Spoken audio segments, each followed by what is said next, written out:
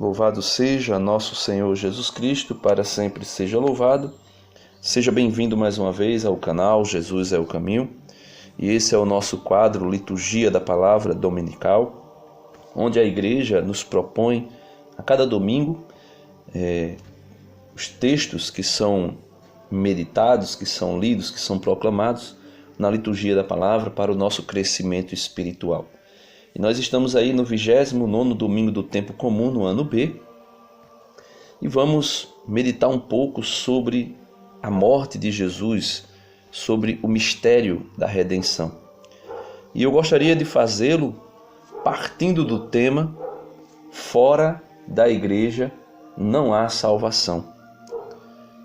Meus amados irmãos, esta frase, que é uma verdade, é um dogma de fé católico, cabe muito bem para a liturgia da palavra deste domingo. Principalmente quando nós lemos a segunda leitura da liturgia de hoje. Eu vou ler o Evangelho na sua forma breve, porque a primeira parte do Evangelho, que é extraído de São Marcos, capítulo 10, versículos do 35 ao 45, do versículo 35 ao versículo 41, é aquele fato, aquele acontecimento onde São Marcos mostra aqui os Tiago e João, os dois filhos de Zebedeu, pedindo a Jesus lugar, para assentar-se, um à sua direita, outro à sua esquerda. E em outro evangelho, nos evangelhos sinóticos, é mostrado a mãe dos filhos de Zebedeu fazendo esse pedido. E isso leva a um debate, a uma discussão dentro da comunidade apostólica, porque João e Tiago queriam destaque, queriam ser destacados no reino de Cristo, sentando nos melhores lugares, podemos assim dizer. E Jesus dá um ensinamento dizendo que não deve ser assim entre eles, Pelo contrário, ele diz que aquele que quer ser o primeiro, seja aquele que serve a todos, ou aquele que está a serviço de todos. Mas vamos ler o Evangelho a partir do versículo 42 até o versículo 44, na forma bem breve, que é aquilo que a igreja hoje propõe para nós. Naquele tempo, Jesus chamou os 12 e disse: Vós sabeis que os chefes das nações as oprimem, e os grandes a tiranizam. Mas entre vós não deve ser assim. Quem quiser ser grande, seja vosso servo. E quem quiser ser o primeiro, seja o escravo de todos. Porque o Filho do Homem não veio para ser servido, mas para servir e dar a sua vida como resgate para muitos. Então, meus amados irmãos, esta frase de Jesus no versículo 45, porque o Filho do Homem não veio para ser servido, mas para servir e dar a sua vida como resgate para muitos. É a partir daqui que nós devemos compreender que Cristo é o único mediador. E aqui, segundo a interpretação verdadeira, a interpretação correta de 1 Timóteo, capítulo 2, versículo 5, onde diz que só há um único mediador entre Deus e o homem, Jesus Cristo, homem. E essa mediação é mediação de redenção, não é intercessão. Não diz que Jesus é o único paráclito, Diz que Jesus é o único mediador. Se a palavra utilizada por São Paulo não fosse mediador, mas paráclito, né? Intercessor, aí sim não existiria nenhum outro que pudesse interceder. Mas aqui o apóstolo está afirmando que Jesus é o único Redentor, que Jesus é o único Salvador. E como nós podemos participar da redenção de nosso Senhor Jesus Cristo? Aonde nós podemos estar para desfrutarmos, para sermos beneficiados de maneira direta pela redenção? A segunda leitura de hoje vem, no primeiro versículo da segunda leitura de hoje, vem nos dizer, São Paulo, né, segundo alguns dizem que foi São Paulo, mas o autor da carta aos Hebreus diz o seguinte: irmãos, temos um sumo sacerdote eminente que entrou no céu, Jesus, o Filho de Deus. Por isso, permaneçamos firmes na fé que professamos. Ou seja, ele vem dizer que existe um sumo e eterno sacerdote que entrou nos céus e que está junto do Pai, e que pelo sacrifício desse sumo e eterno sacerdote, ele mesmo que é o sacrifício, o sumo e eterno sacerdote, o altar, Cristo que é tudo em todos, ele mesmo diz que o seu sacrifício é quem nos redime. Ele diz no Evangelho de hoje, no finalzinho do Evangelho de hoje, dizendo para os seus apóstolos e para nós: porque o Filho do Homem não veio para ser servido, mas para servir e dar a sua vida como resgate para muitos. E esse resgate que Jesus dá, né, que é a sua própria vida, só pode ser desfrutado, experimentado, vivenciado dentro da igreja. É por isso que o autor da carta aos Hebreus diz hoje: temos um sumo sacerdote eminente que entrou no céu, Jesus, o Filho de Deus. Por isso permaneçamos firmes na fé que professamos. Ou seja, permaneçamos firmes na igreja, que é o único e verdadeiro sinal de salvação para a humanidade, e fora do qual não há salvação. Diz assim o Catecismo da Igreja Católica, para nos ajudar a compreendermos melhor o que esta frase positiva, fora da igreja não há salvação, quer nos dizer. Parágrafo 846 do Catecismo. Como entender esta afirmação? Com frequência repetida pelos padres da igreja.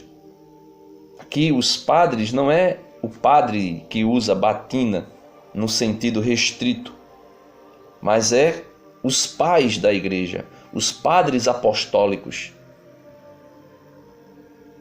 Formulada de maneira positiva, não é para, de maneira pejorativa, falar mal, acusar ou condenar as pessoas, mas para afirmar que só há um meio de redenção, e é Jesus Cristo.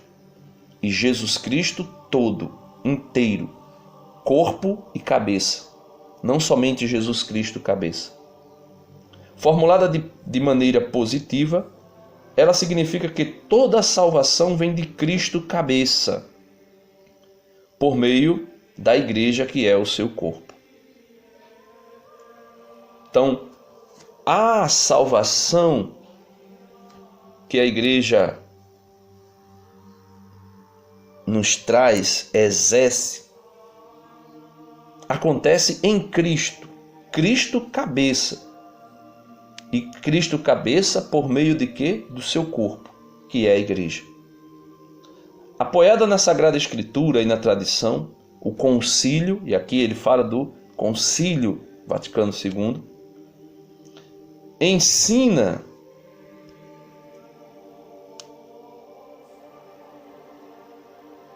que esta igreja peregrina é necessária para a salvação. O único mediador e caminho da salvação é Cristo, que se nos torna presente em seu corpo, que é a igreja. Ele, porém, inculcando com palavras expressas a necessidade da fé e do batismo. Ele, porém, inculcando com palavras expressas a necessidade da fé e do batismo. Ao mesmo tempo, confirmou a necessidade da igreja, na qual os homens entram pelo batismo, como que por uma porta. Por isso não podem salvar-se aqueles que, sabendo que a Igreja Católica foi fundada por Deus, por meio de Jesus Cristo, como instituição necessária, apesar disso, não quiserem nela entrar ou nela permanecer. Então, todo aquele que, sabendo que Jesus Cristo fundou a Igreja Católica, que Deus, Deus Pai, fundou a Igreja Católica por meio de Jesus Cristo, sabendo disso, todo aquele que não queira nela entrar ou nela permanecer, não poderá ser salvo. Não poderá ser salvo. E é isso que vem dizer o autor da segunda leitura de hoje da carta aos Hebreus. Irmãos, temos um sumo sacerdote eminente que entrou no céu, Jesus, o Filho de Deus. Por isso permaneçamos firmes na fé que professamos. Só faltou ele dizer, permaneçamos firmes na Igreja Católica. Com efeito, temos um sumo, continuando a leitura, com efeito temos um sumo sacerdote capaz de se compadecer de nossas fraquezas, pois ele mesmo foi provado em tudo, como nós, com exceção do pecado. Aproximemo-nos então com toda a confiança do trono da graça, para conseguirmos misericórdia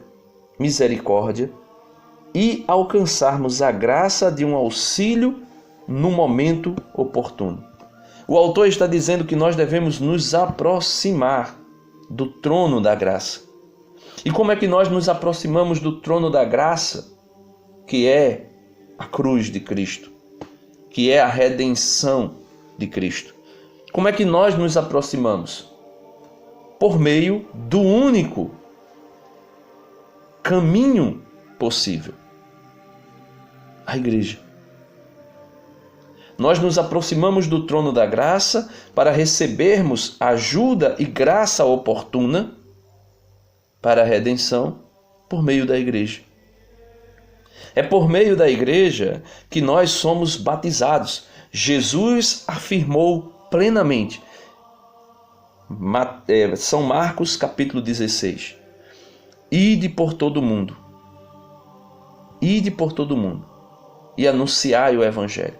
Todo aquele que crê e for batizado será salvo. Todo aquele que não crê não será salvo, já está condenado. Então tem que crer e ser batizado. Por quê? Porque pelo batismo nós nos tornamos filhos de Deus, filhos no Filho Jesus. Por meio do batismo nós entramos na igreja. Por meio do batismo nós nos tornamos corpo de Cristo. Por meio do batismo, nós nos tornamos filhos de Deus Pai. E é por isso que nós precisamos compreender essa palavra, essa afirmação, essa frase que, infelizmente, machuca muitas pessoas que estão aí fora da igreja. E aqui eu não falo para atacar ninguém, mas para exortar, para evangelizar, para anunciar. O parágrafo 847 do Catecismo diz o seguinte: esta afirmação não visa aqueles que sem culpa desconhecem Cristo e sua igreja. Então, aqueles que sem culpa. Ele diz, para esclarecer melhor, aqueles, portanto, que sem culpa ignoram o Evangelho de Cristo e sua igreja, mas buscam a Deus com um coração sincero e tentam, sob o influxo da graça, cumprir por obras a sua vontade conhecida por meio do ditame da consciência. Podem conseguir a salvação eterna. Aqui, o catecismo está falando de maneira direta daquelas pessoas que estão em lugares totalmente isolados, totalmente impossibilitados de ouvirem o Evangelho e de crerem naquilo que ouviram. Pessoas que, sem culpa, ignoram o Evangelho de Cristo e a sua igreja. Pessoas que sem culpa. Aqui não está falando daqueles que conheceram o Evangelho, conheceram a igreja e saíram da igreja. Aqui não está falando daqueles que hoje, que nós conhecemos inúmeros meios, inúmeras possibilidades de conhecerem a igreja. Porque não tem como alguém dizer, eu não conhecia a igreja. Talvez, meus amados irmãos, talvez, eu não sei, Deus é quem o sabe. Talvez aquelas crianças que nasceram em religiões distintas, da Igreja Católica e foram ensinadas por seus pais ou por seus educadores, falando que a igreja é, por exemplo, a besta do Apocalipse, a prostituta do Apocalipse, que a igreja é a sede do anticristo ou coisa do gênero, essa caricatura da igreja. E por a pessoa ouvir essa caricatura da igreja, a pessoa não consegue desenvolver em si um desejo de conhecer a igreja. Talvez se enquadre, eu não sei, mas Cristo sabe, aqueles, portanto, que sem culpa, porque foram educados de berço, nasceram no meio, por exemplo, protestante, e foram ensinados que a igreja é a prostituta do Apocalipse. E criaram uma imagem da igreja totalmente deturpada, distorcida da realidade para essas crianças. E essas crianças cresceram, vendo a igreja como sendo esse monstro, esse espantalho. Talvez por sua consciência estarem tão feridas, não conheceram a igreja e são ignorantes. Mas como eles têm contato com o Evangelho de Cristo, essa ignorância já não é invencível. Ela pode ser vencida. E aí já cai dentro de uma possibilidade de não estarem mais dentro de uma ignorância invencível. Mas eu não posso dizer, Cristo é quem o sabe. Por isso ele diz, esta afirmação não visa aqueles que sem culpa, desconhecem Cristo e sua igreja. Aqueles, portanto, que sem culpa ignoram o Evangelho de Cristo e sua igreja, mas buscam a Deus com um coração sincero e tentam, sob o influxo da graça, a graça atual, cumprir por obras a sua vontade, conhecida por meio do ditame da consciência, podem conseguir a salvação eterna. 848 do Catecismo, para concluirmos, diz: Deus pode, por caminhos dele conhecidos, levar a fé a todos os homens que, sem culpa própria, ignoram o Evangelho, pois sem a fé é impossível agradar a Deus. Hebreus 11:6. Mesmo assim, cabe à Igreja o dever e também o direito sagrado de evangelizar todos os homens. Então, meus amados irmãos, é necessário nós compreendermos esta afirmação, é necessário nós compreendermos esta verdade, que fora da igreja não há salvação. Porque quem é o Salvador? A primeira leitura de hoje vem dizer, Isaías capítulo 53, versículo 10 e 11, o cântico do servo sofredor, né? Os poemas, podemos assim dizer também, de Isaías falando de Cristo como o servo sofredor. Diz assim, a respeito de Deus Pai, referente a Deus Filho: o Senhor quis macerá-lo com sofrimentos. Veja, Deus quis macerá-lo, né? Jesus, Deus quis macerar Jesus com sofrimentos, oferecendo sua vida em expiação. É o sangue de Cristo que nos purifica de todo pecado, diz São João. Ele terá descendência duradoura e fará cumprir com êxito a vontade do Senhor. Então ele, Jesus, cumprirá e cumpriu com êxito a vontade do Senhor, a vontade de Deus, a vontade do Pai. Ele mesmo dizia: o meu alimento é fazer a vontade do meu Pai. Por esta vida de sofrimento, vida, paixão, morte e ressurreição, alcançará luz e uma ciência perfeita. Meu servo, o justo morreu pelos injustos, diz a Escritura. O santo morreu pelos pecadores. O autor da carta aos Romanos, São Paulo, diz que quando nós ainda éramos inimigos de Deus, ele ofereceu o seu Filho. São João, o autor do Evangelho, diz que Deus amou de tal maneira o mundo que entregou o seu Filho para que todo aquele que nele crê não pereça, mas tenha a vida eterna. Meu servo, o justo, fará justos inúmeros homens, carregando sobre si as suas culpas.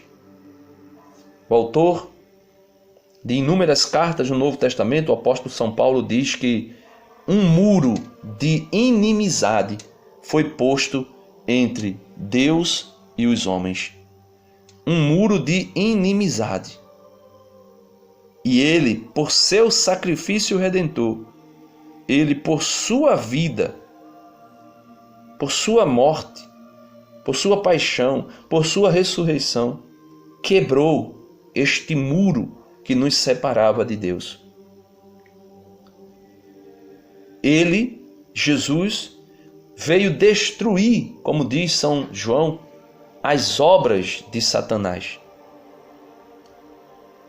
Ele, como diz o apóstolo São Paulo aos Romanos, capítulo 5, versículo 12, por um só homem, Adão, entrou o pecado e a morte ao mundo, e a morte passou como que por herança para todos os homens. Mas também por um só homem, Jesus Cristo, o justo. Todos, né? Todos, eu digo todos que creem, todos os eleitos serão justificados. Então, meus amados irmãos, é preciso nós compreendermos que essa eficácia da redenção de Cristo sobre muitos, sobre inúmeros homens, ela se dá por meio da igreja. A igreja una, santa, católica e apostólica. A igreja é necessária, meus irmãos, para a redenção. Cristo é o único Salvador. Mas, como diz o catecismo, Cristo todo, Cristo cabeça, por meio do seu corpo, que é a igreja. Cristo não pode nos salvar sem o seu corpo, que é a igreja. Ah, Denis, quer dizer que Cristo depende da igreja? Não, ele não depende da igreja. Ele é a igreja. Porque a igreja é o seu corpo místico. A igreja é parte de Cristo. Então, Cristo, cabeça, salva a humanidade por meio do seu corpo, que é a igreja. Por meio do batismo, por meio da Eucaristia. Ele diz que Cristo ama a sua igreja e a alimenta. A alimenta como? Pelo poder da sua palavra, pela Eucaristia. Portanto, meus amados irmãos, que nós possamos compreender de maneira definitiva e junto com o salmista de hoje dizer que nós somos verdadeiramente salvos por nosso Senhor Jesus Cristo por meio de sua igreja. Porque somente na igreja é possível receber aquilo que o salmista pede no Salmo responsorial de hoje, 32. Sobre nós venha, Senhor, a vossa graça, pois em vós nós esperamos. Pois reta é a palavra do Senhor, e tudo o que ele faz merece fé. Deus ama o direito e a justiça, transborda em toda a terra a sua graça. Mas o Senhor pousa o olhar sobre os que o temem e confiam esperando em seu amor, para da morte libertar as suas vidas e alimentá-los quando é tempo de penúria. No Senhor nós esperamos confiantes, porque Ele é nosso auxílio e proteção. Sobre nós venha, Senhor, a vossa graça, da mesma forma que em vós nós esperamos. Louvado seja nosso Senhor Jesus Cristo, para sempre seja louvado. Dá uma curtida no vídeo, se inscreve no canal, compartilha esse vídeo para mais irmãos e vamos ajudar a evangelizar. Deus abençoe.